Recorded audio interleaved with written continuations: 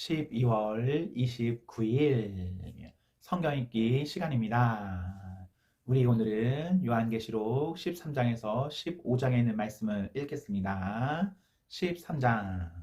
그리고 그 용은 바닷가에 섰습니다. 나는 짐승 하나가 바다에서 올라오는 것을 보았습니다.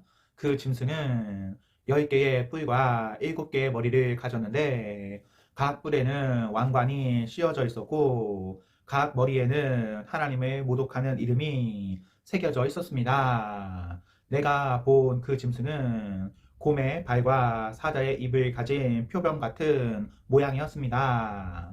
용은 자기의 권능과 보좌와 큰 권세를 그 짐승에게 넘겨주었습니다. 그 짐승의 머리 가운데 하나는 전에 치명상을 입었다가 나은 적이 있는 듯 보였습니다. 온 땅이 넋으리고 그 짐승을 바라보며 법석을 떨었습니다. 그들은 그 짐승에게 권세를 준 용에게 경배했고 그들은 그 짐승에게 경배하며 이 짐승에 필적할 자 아무도 없다. 감히 이 짐승과 맞붙을 수 있는 자 아무도 없다고 소리쳐 댔습니다. 그 짐승은 크게 떠들고 자화자찬하며 하나님을 모독하는 말을 입으로 쏟아냈습니다. 그 짐승은 42달 동안 그가 원하는 일을 무엇이든 할 수 있었습니다. 그 짐승은 하나님을 향해 모독하는 말을 내뱉었고 그분의 이름을 모독했으며 그분의 교회, 특히 이미 하늘에서 하나님과 더불어 거하고 있는 이들을 모독했습니다. 그 짐승은 하나님의 거룩한 백성을 공격하여 그들을 정복하도록 허락받았습니다. 그 짐승은 모든 지파와 백성과 방언과 종족에 대해 절대적인 지배력을 행사했습니다.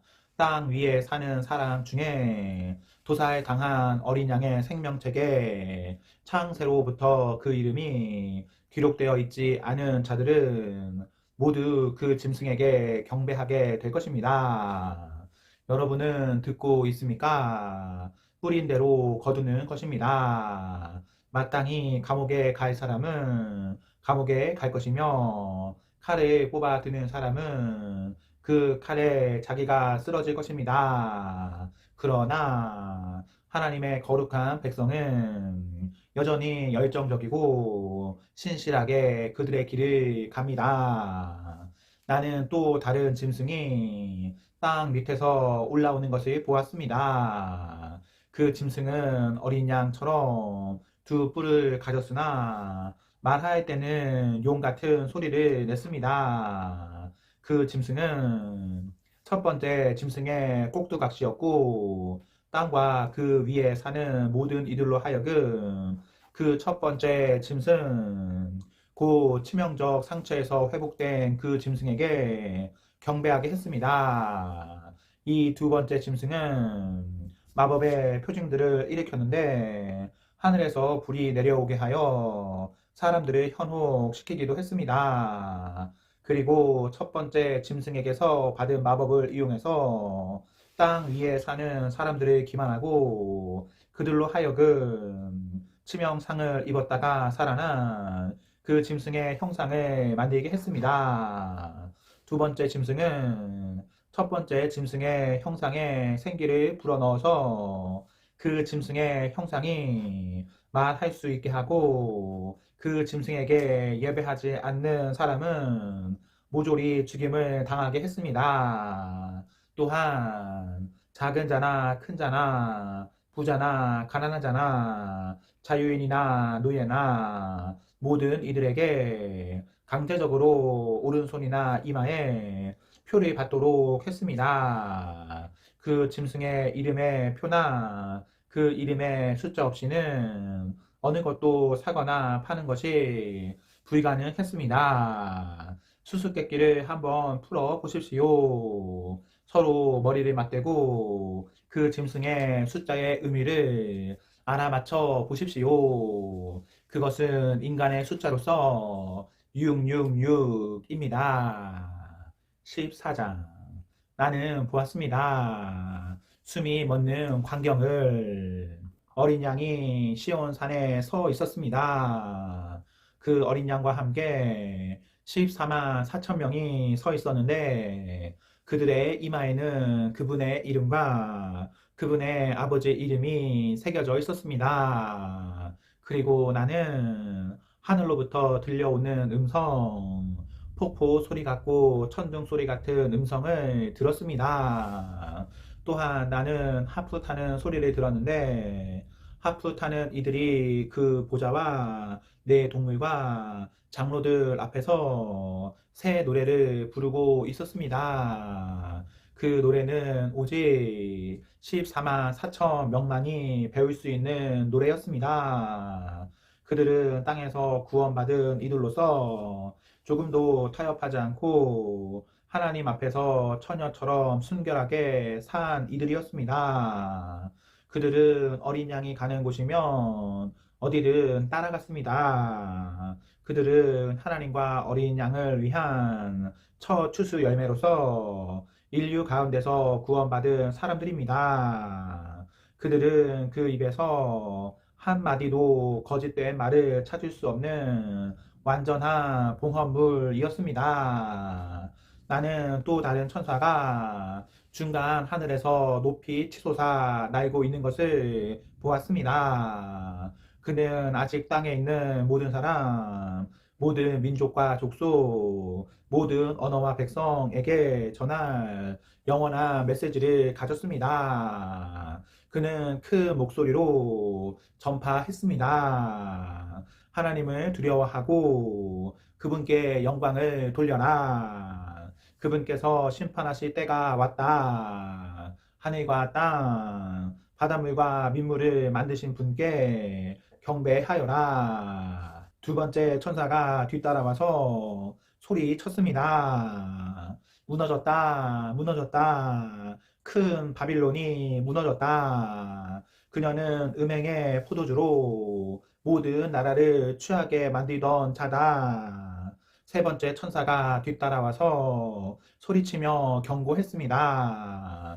누구든지 그 짐승과 그 형상에게 경배하고 이마나 손에 그 표를 받는 자는 하나님의 진노의 잔에 담긴 아무것도 섞이지 않은 진노의 포도주를 마시게 될 것이며 거룩한 천사들 앞과 어린 양 앞에서 불과 유황으로 고통을 받게 될 것이다. 그들의 고통에서 나오는 연기는 영원 무궁토록 올라올 것이다.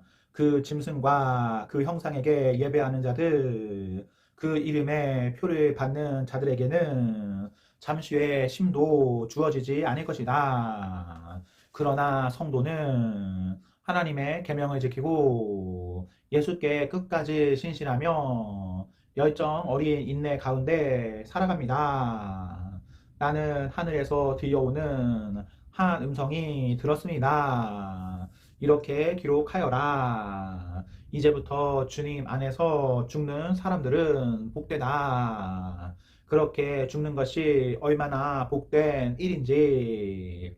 그렇다. 성령이 말씀하십니다. 그들은 그토록 힘겨웠던 일을 끝내고 복된 쉼을 얻는다. 그들이 행한 일은 그 어떤 것도 헛되지 않다. 하나님께서 마침내 그 모든 것으로 인해 그들에게 복을 주신다. 나는 위를 쳐다보았는데 숨이 멎는 듯 했습니다. 구름이 보였고 그 위에 인자 같은 분이 앉아 계셨습니다. 그분은 그 면류관을 쓰고 날선 낫을 들고 계셨습니다. 또 다른 천사가 그 성전에서 나와서 구름을 보좌 삼으신 분께 소리 쳤습니다. 낫을 대어 추수하십시오. 추수할 때가 되었습니다.